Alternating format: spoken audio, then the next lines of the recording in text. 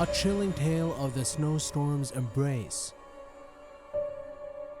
It was a bitterly cold winter night, and the wind howled through the trees like a pack of wolves on the prowl.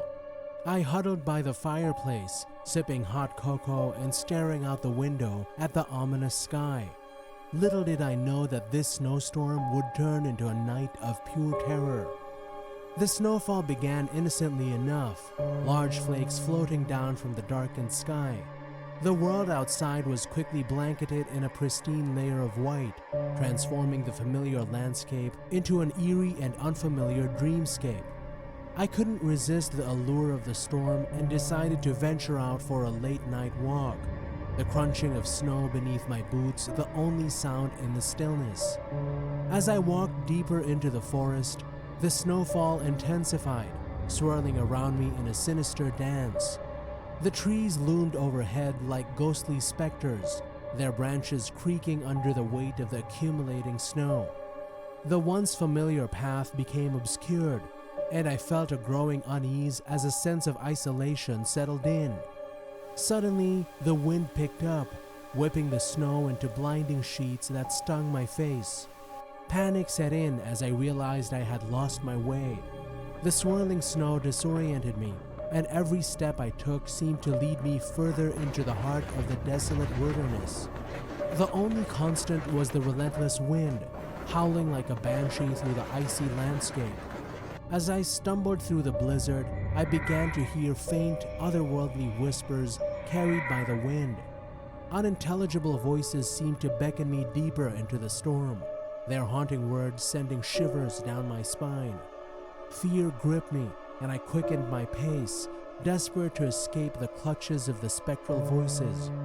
With each passing moment, the snowstorm intensified, the wind whipping up into a deafening roar that drowned out all other sounds. Shadows danced on the periphery of my vision, and I couldn't shake the feeling that I was being watched by unseen eyes. I stumbled over hidden obstacles, my heart pounding in my chest as the temperature plummeted. Just when I thought I couldn't endure the cold any longer, the storm abruptly ceased. The wind fell silent and the snowflakes settled, revealing a nightmarish scene. The trees stood like frozen sentinels, their branches twisted into grotesque shapes.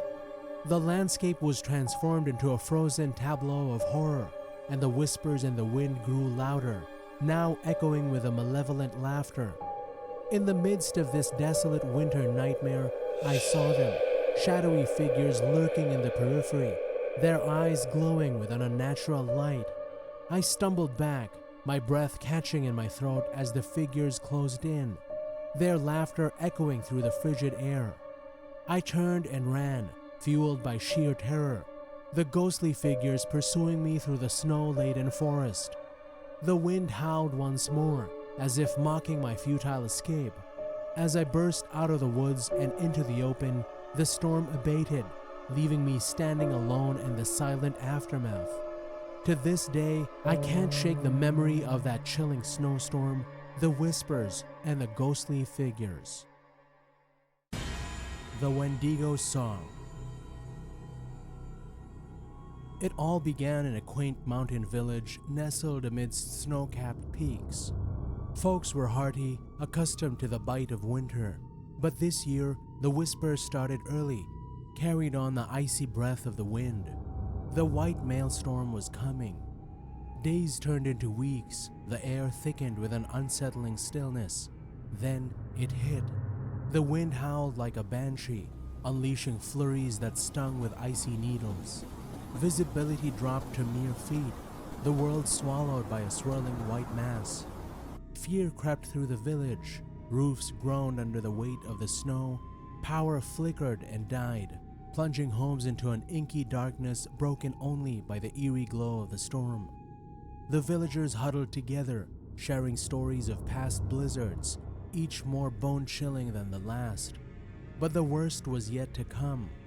Amidst the howling wind, a new sound emerged, a rhythmic thumping growing louder, closer. Panic set in.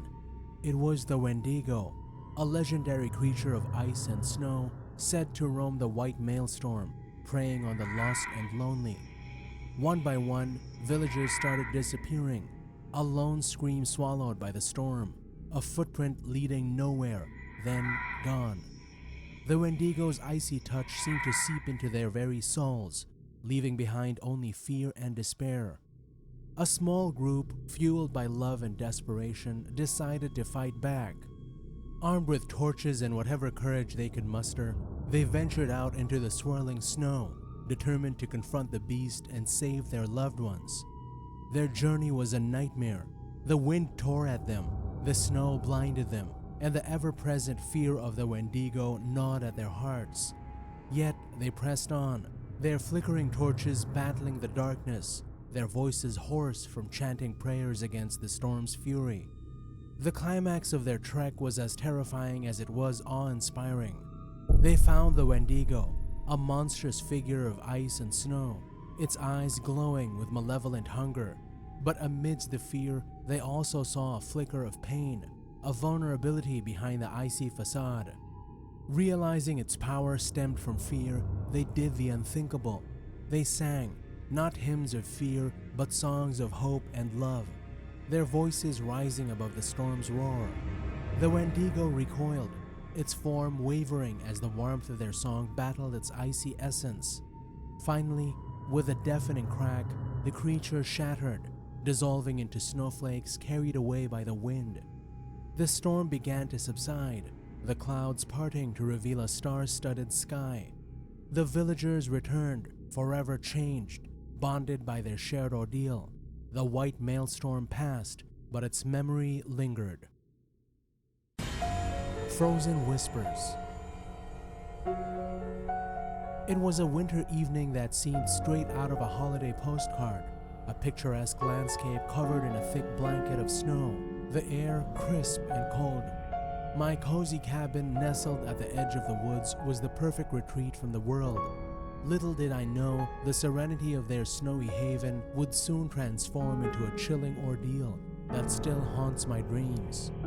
As the sun dipped below the horizon, casting an orange glow on the snow-draped trees, I decided to venture out for a solitary walk. The air was so frigid it made my breath hang in the stillness.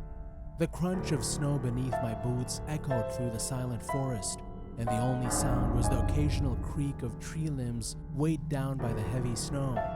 As I meandered through the woods, I noticed a peculiar hush, as if the very nature around me was holding its breath.